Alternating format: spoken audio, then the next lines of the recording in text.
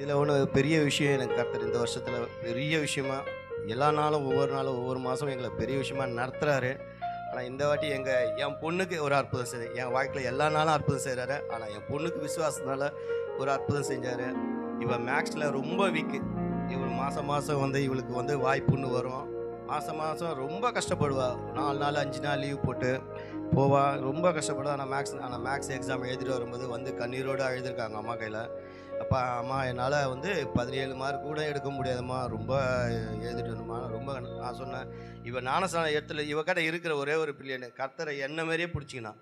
இவன் ஞானஸ்நானம் எடுத்ததுலேருந்து வாரம் வாரம் வாரம் சர்ச்சுக்கு போகணுன்னு தவறாமல் வரணும். இவ தான் முதல்ல கிளம்புறா. இப்போது நாங்கள் தான் ஒரு நாள் பிரேக் பண்ணிவிடுவோம். ஐயோ இல்லைம்மா ஏன்னா முடியலம்மா உடம்புணும். ஆனால் வாரம் வாரம் தவறாமல் முன்னே ரெடியாக இருக்கிறதும் இவ தான். அதனால் கர்த்தர் இவ வாழ்க்கையில் ஒரு அற்புதம் பண்ணார். என்ன அவர் பண்ணார்னா, ஜஸ்ட்டு பாஸு. எவ்வளோ நான் 3 சொன்னேன். என் பொண்டாட்டி கிட்ட சொன்னேன், நீ கவலைப்படாத, ஜெபம் பண்ணு, நல்லா ஜெபம் பண்ண, ஒன்றும் விடமாட்டார் ஆண்டவர். ஜெபம் பண்ணு ஜெபம் பண்ண.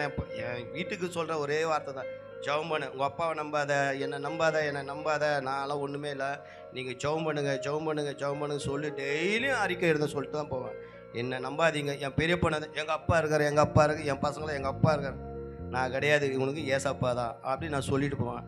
ஆனால் இந்த நாள் அவள் பண்ண ஜெபம் எல்லாமே நாங்கள் எப்படியோ ஃபைல் ஆகிடுவா, அதை ஃபைல் ஆகிட்டா கூட யாருக்கும் சொல்லாத, மனசு கஷ்டப்பட விடாத அப்படின்னு சொல்லிட்டு தான் நான் வேலைக்கே போனேன். நான் 2 மணிக்கு ரிசல்ட் சொன்னாங்க, வேலைக்கே போனேன். அதுக்கப்புறம் என் பொண்டாட்டி, நீங்கள் வாட்ஸ்அப்பை பாருங்கண்ணா. என்னடா திடீர்னு ஃபைல் ஆகிட்டாளா, திடீர்னு வாட்ஸ்அப்பை பாருண்ணா. பார்த்தோன்னே பாஸ் ஆகிட்டா, எல்லாத்துலேயும் பாஸு. 35 ஜஸ்ட்டு பாஸு மேக்ஸில். கர்த்தர் பெரிய அற்புதம், 316 எடுத்தார். பெரிய விஷயம். ஏமா இவன் நோயில் இருந்தனால. ஆனால் நல்லா படிக்கிற பசங்க இங்கிலீஷ் மீடியம் தான் போட்டிருந்தேன்.